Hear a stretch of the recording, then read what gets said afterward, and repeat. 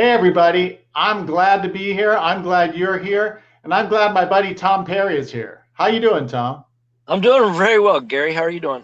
Good, good. So Tom is squeezing us into his schedule. He has a meeting in a little bit, so he drove to the meeting. I don't know if any of you guys know Houston. It's an amazing place. Houston, doesn't have anything on LA when it comes to traffic, but it certainly is a big place, right, Tom? Absolutely. It's about 10,000 square miles, I believe. So yeah, I've been there, and it's amazing the way their freeway system is actually pretty cool. But still, traffic wise, Tom decided it would be safer to drive to his meeting, so that's why he's sitting in his car. So he is when Absolutely. he's going into his meeting. Right. But Tom, tell us your story. How did you get started as a real estate investor? Well, really, how I got started was take it back to March of 2010. I owned a wholesale health insurance agency. I had Okay. 110 agents in 7 states. We were growing about 10 agents a week in a state a month. My goal was to get to 40 states in 4 to 5,000 agents as quickly as possible. I was on a 2-year track to get that done. Wow. And for those of y'all that remember what happened March of 2010, the Tell me. Affordable Care Act passed, and I got 2 emails from our 2 largest carriers that essentially said 30 days from now, we're no longer accepting applications for health insurance. Wow. So yeah, I was out of business within 30 days of that passing, and really looked for another career. And I started a construction company that was remodeling for investors. I Okay. started with one crew and didn't had no experience in construction, but I did have a lot of Really? experience growing and scaling a business. Yeah, no, none whatsoever. My dad was not a handyman growing up or anything like that. Wasn't like, hey son, let me show you how to do this or that. And even to this day, I've never laid tile. I've never, hung sheetrock or floated sheetrock. I've, short of embarrassing myself with a little bit of painting. I mean, I've never, never really painted anything of significance. Never run a spray gun or anything like that. But, Wow. started with one crew and really built it almost like Henry Ford would build an assembly line. It was the same beige paint, the same beige carpet, the same beige tile. Every single house was the exact same kitchen faucet, the exact same bathroom faucet, same light Right. fixtures, et cetera, et cetera. So really created an assembly line process and focused on remodeling for single family buy and hold investors. And then also that grew into single family flip investors. And so really the only distinction we would make is obviously an upgraded carpet, an upgraded tile as an option, an upgraded light fixture, an upgraded plumbing fixture, things like that for flips versus rentals. But 90% of it was the same, and grew from one crew to two, two to three, three to four. Within 3 years, really grew to 12 crews and about $5 million a year in remodeling. Wow. Uh, And you must have loved that. I did. It was a challenge. I like scaling and growing a business. I did enjoy that. I was making good money, and they say sometimes in life that good is the enemy of great, and that I don't know if you've ever heard, hey, what gets in the way of a great life, and it's a good one. And through that process, met a guy named Jason, and he and I we started a company called Houston House Buyers together in Okay. July of 2014. We started with $50,000 and 25,000 each and put together a plan to grow a really large buy, fix, and flip wholesaling and buy and hold single family business to really compete with the national franchise, the We Buy Ugly Houses folks. Right. And we did that in Houston. Spent 5,000 a month our first month in July of 2013 in marketing. Spent 5,000 in August. The same thing in September. We weren't buying any houses. October we got our first 3 contracts. And Wow. some things happen in life where you have an epiphany, you have this aha moment where you're like, oh, if I'd have known back then what I know now, I'd do things differently. And so had that moment happen, the first 3 contracts we did, we chose to flip 2 of them, and we chose to wholesale the third. And on that wholesale, we got a property under contract for $70,000. And Okay. I called 3 investors and said basically, what would you give us for the property in the condition it's in? And one guy said 112, one guy said 117, and the last guy said 115. So I asked the guy that offered 117. I said, hey, do you care how much we are making on the deal? And he goes, no, honestly, if you bought the house for $1 and you're making $116,999, I don't care. It's worth 117,000 in the condition it's in to me. And I said, oh, well, okay, well, let's do an assignment. We're making 47,000. And when I saw how quickly we made $47,000, and I compared that to, my construction company ran off of about a 20% gross margin. And I said, okay, well, let's round that 47 to 50 and do the math. I would have to do $250,000 worth of remodeling in order to make that same $50,000. And there's a lot more moving parts, a lot more liability, a lot more things to go wrong, a lot longer time period. I mean, it takes one crew working about 8 months to complete $250,000 worth of residential remodeling. So I was like, oh, wow. So on a return on time to make that same amount of money, I mean, I that whole transaction was less than a week. Right. And I thought, with fewer employees, with fewer liability, with fewer things that can go wrong, with fewer marketing dollars, I mean, on and on and on, all the things. And I'm like, wait, so every minute that I spend working in the construction business is literally costing me money. Right. So I couldn't afford to keep. So I decided to give I didn't want to close it, but then I also started doing the math. Well, I mean, it's running off a 20% gross margin. Could I sell it for $1 million? No, because anybody that has accumulated $1 million, you can go start a single family general contracting business for a whole lot less than that. Okay, can I sell it for 500? No, probably not. Can I sell it for 300? No, really not. I mean, it's not like we had a lot of inventory or, we had systems and processes, but so then it's like, it gets down to the point where, okay, so am I going to sell it for $100,000? I mean, it's like, for that, now I've got to market it. How am I going to sell it? And so I made the decision, hey, I'm going to bless my family. And I gave 45% to my youngest brother, who was my project manager. I gave 45% to my marketing guy, because my brother's not really a very good marketing sales guy. He's a great process, almost engineer type. And then my marketing guy was not very good at, processes. So marrying those two together, and then I'm like, instead of doing it 50-50, I want to put a third person. My dad has been a serial entrepreneur. He's run lots and lots of businesses. So I gave him 10%. I'm sorry? He's the tiebreaker. Yeah, absolutely. Yeah. So, I figured if there's going to be an arranged marriage, it's not a matter of, if they're going to get in an argument, it's when. And so, and my dad he's such an amazing man. He's the kind of guy that is not going to pick my brother's side just because it's his son. He's going to pick the side of who's right. So that's what I set up. And then Houston House Buyers went on we bought 7 houses in July of 2013. From July to December with a $50,000 investment, did 7 houses. Okay. And our total gross profit on those 7 houses was $450,000. Wow! And we reinvested that $450,000. You made $450,000. Correctly, yeah. Wow! And now, some people would. You let me ask you, because a lot of people think I don't have enough money to do real estate investing, because in California, Houston's not the cheapest place in the world, but it's not as expensive as Los Angeles. Right, absolutely. House cost, a median house price is, $600,000-$700,000. How did you do that without having, a bunch of money in your what were you spending your money on, and how were you getting the rest of the money you needed? So all the money was from marketing, and we were buying deals deep. I mean, in order to run a house flipping or wholesaling business, you've got to be good at marketing and sales. Right. And I'm good at sales. My track record, I remember selling door to door starting at like 11 years old. So I've been in sales all my life. That's where I learned it. Yeah, right. Actually, I learned it from Boy Scouts, selling Boy Scout Jamboree tickets door to door. Right. Sure. And then did end up, the next thing I really sold was in 9th grade, went to a Catholic high school, and selling the raffle tickets for the fundraiser for the school. 9th to 11th grade, did that, and then from there had a t-shirt business in college, and I sold that, and so sold a variety of things all throughout my life. And so you spend your money on marketing. Our budget was $5,000 a month in marketing.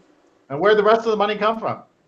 So we started out with hard money, because we really didn't have obviously we had a relationship. People knew me from my Fast Track days. And Fast Track would do the remodeling. But here's a tidbit. Fast Track treated Houston House Buyers as just any other customer. If you were a customer of Fast Track and Houston House Buyers is a customer of Fast Track, Houston House Buyers didn't get any special pricing that you wouldn't have gotten, or any special treatment. We treated it as two totally separate businesses, because it was. I owned 100% of Fast Track, but I own 50% of Houston House Buyers. And what we realize is, hey, maybe one day in the future, we might want to grow our Houston House Buyers business into Dallas and San Antonio and other markets, but I may not want to be in the construction business in those other markets. So I didn't want those to be linked, that the success of one company depended on the other, because it didn't. So, well, Tom, I know you have a passion for education and training and preparing the next generation of real estate investors. But before we talk about that venture, I have a question for you. Sure. So we got this little, I don't know if it's an argument going back and forth, but the question's been raised because I do Airbnb. And I think it's a great way to spike my cash flow on rental properties. So instead of having a long-term tenant, I like to put Airbnb tenants in there and then create systems so that I can do that. Now, what's your opinion? Is Airbnb a viable or valid or a mainstream strategy for investing in real estate? Well, so here's what I would say is that I look at it a little bit differently. You've got a passion for Airbnb. We still got to talk about RightPath, so we need a short answer. Absolutely. So just the long and the short of the way I view it is that Airbnb is not a real estate play, but it's a business play. That you're in the hospitality business. Like there's a young lady that's here in town that she teaches people how to take single family houses and convert them into assisted living facilities. Right. Now, she considers that a real estate play. I consider that an assisted living business that just happens to be taking place in a house. Now, I know people that want to build nursing homes from the ground up. Would you consider a nursing home a real estate play? Not necessarily, but then the famous example of somebody who had a business that was primarily focused on real estate is, you probably know where I'm going with this, Ray Kroc of McDonald's. So absolutely. When he was asked if he's in the hamburger business, he said, "No, I'm in the real estate business." So absolutely, I would say the difference there is that he's in the distribution business and in the real estate business, right? Okay. But he wasn't the person actually operating the franchises. The franchisees would tell you, "Hey, I'm not in the real estate business. I'm in the burger business," right? And so it's a difference of the perspective between the franchisor and the franchisee. Now, if you said, "Hey, here's what I'm going to do. I'm going to own a piece of property and I'm going to lease out that property to a nursing home," for example. Now it's truly a real estate play where I'm receiving rent for my property, but I don't have to provide any other services other than the property. But I would say that, if you're going to turn a house into a residential nursing home, you have to say, okay, what are the business liabilities of that nursing home business? I've got to have nurses potentially. I have to have skilled care people. What happens when they don't show up? What happens if there's an employee that harms a resident, something like that? Now, those are different issues from a business perspective. And is there a different business liability of a nursing home versus the liability of running an Airbnb? Right. So you're looking at, I look at it that it's not purely a real estate play. I have to decide first, do I want to be in the nursing home business? Yes or no? Now, because I can own a piece of real estate and not be in the nursing home business. I can own a piece of real estate business for you, and that's another way to look at it. So absolutely. Tom, and so what I would say is that an Airbnb is a hospitality play. And you have to decide, do I want to rent the whole house at one time? Right. Do I want to rent individual rooms within the house? So I want people to recognize that you are now providing hospitality for people on a short-term basis, which is not necessarily real estate. Understood. Fair enough. So now that you've started educating my audience, why don't you go ahead and tell us what your major venture is in real estate education? Well, I'll tell you that to continue the story with Houston House Buyers just briefly, that we turned our first 7 deals, we made $450,000 of gross profit, and where a lot of people would, they're either behind on credit card debt, they're behind on bills, things like that. They spend a big chunk of that money. We didn't spend any of that money. We poured it right back into marketing and grew the business, so that in 2014 we actually did 67 houses. And then we grew to 90 houses in 2015, and then over 120 houses in 2016. Really grew it into, I think, the largest. We've done over 600 houses in 6 years now. And so through that process, we've learned a lot of things. There's things that I would do different now because the market's different now, and we know that the market's changing about once every 90 days. I mean, what worked 90 days ago is not exactly working the same way today. The market's constantly shifting. If you're learning from someone that's not actively involved in the market, I mean, I know there's a guy here in Houston, for example, that teaches single family buy and hold, and he hasn't done single family buy and hold in more than 20 years. So I'd say that what he's teaching is kind of dated. So we teach buy, fix, and flip. We teach wholesaling, but we've also had an epiphany along the way. There's one particular house that we bought 3 years ago, and we bought it to flip. We bought it for $65,000. We put $7,000 into the rehab, so we're all in for $72,000. We put it on MLS, sold it to a retail end user owner occupant, bought it with financing for $119,000. So when you do the math on that, 119 minus 72, it's about 47,000, I think, something like that. Now, it wasn't all profit. We had, closing costs. We had some holding costs, things like that. So let's say we made 35,000 on the deal. You do 10 of those, you've made $350,000. However, that was about 3 years ago. We looked at the house 3 years later. We said, wait a second, that's not a $120,000 neighborhood anymore. It's a $180,000 neighborhood. That house today sells for $180,000. It's gone up in value $20,000 a year each of the last 3 years, an extra $60,000. So we worked to make that first $35,000. If we'd have just hung on to the house without working, the next 3 years, we would have made another $60,000. So imagine having 10 houses that you just hang on to. Instead of selling them and making $350,000, you hang on to them and make $950,000 on the same 10 houses. It's like, holy smokes, that's crazy when you do the math. So our formula that we excited about by us in Houston that rents for about $1,500 a month. You put 20% down. And this is kind of fascinating. If I want you to go to your bank, $150,000 of Exxon stock, and you say you want to put 20% down and you want to finance the other 80%, he'll look at you like, no, we don't do that. Sorry. Well, why not? Well, that's too risky and volatile.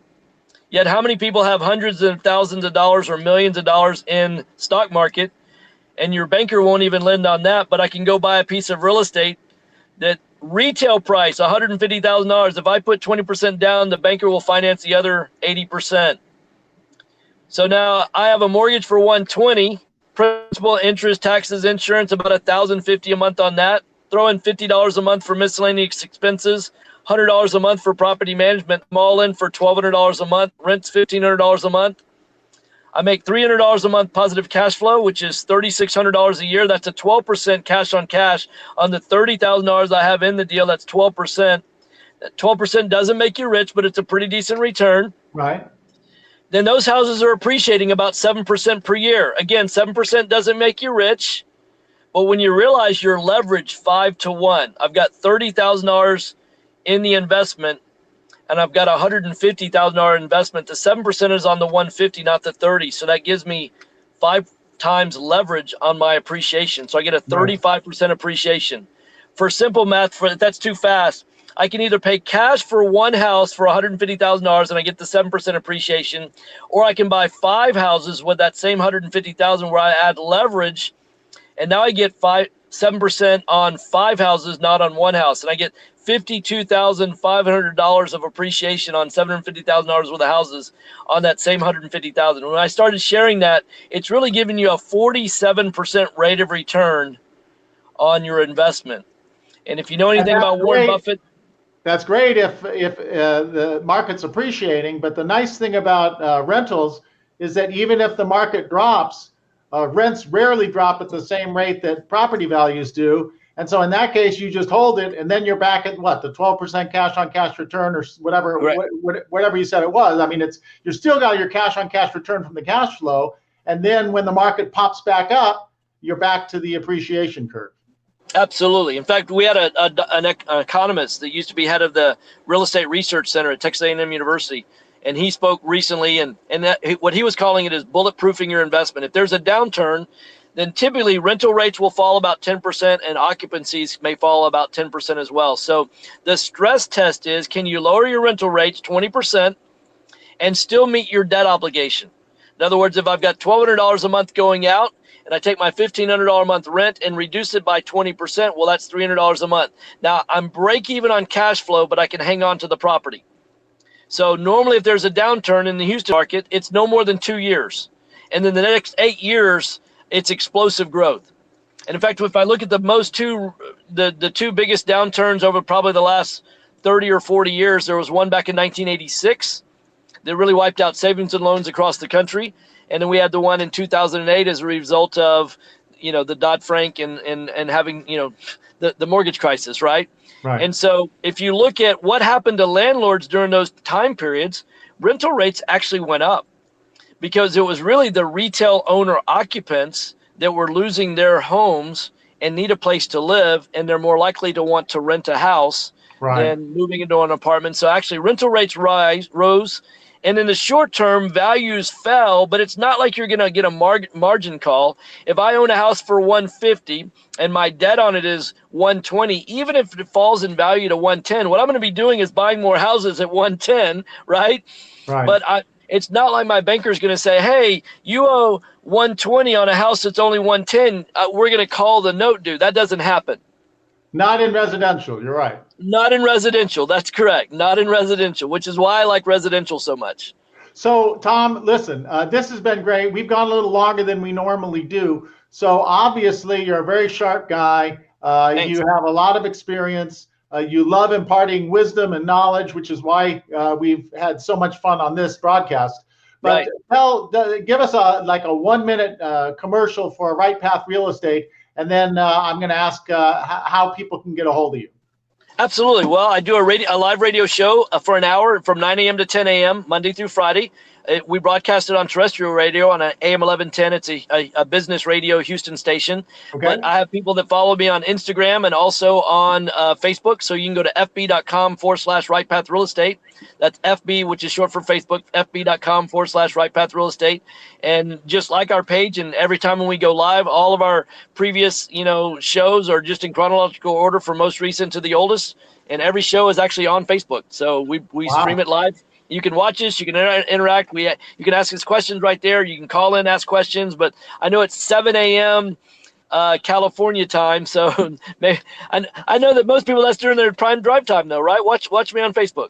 There you go. Sounds great. Yeah. Awesome. Right. So it's FB_Right Path Real Estate. No, it's FB.com/Right Path Real Estate.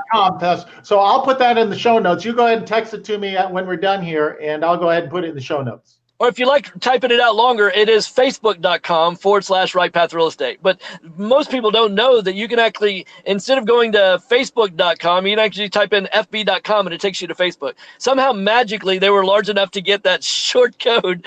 Wow. From Very cool. If only absolutely. So FB.com/Right Path Real Estate. Got it. Well, thanks so much, Gary. Thanks for having me on the show. All right. Thank you so much. All right. Have a blessed day. Bye-bye. All right. Take care. Bye-bye. Bye-bye.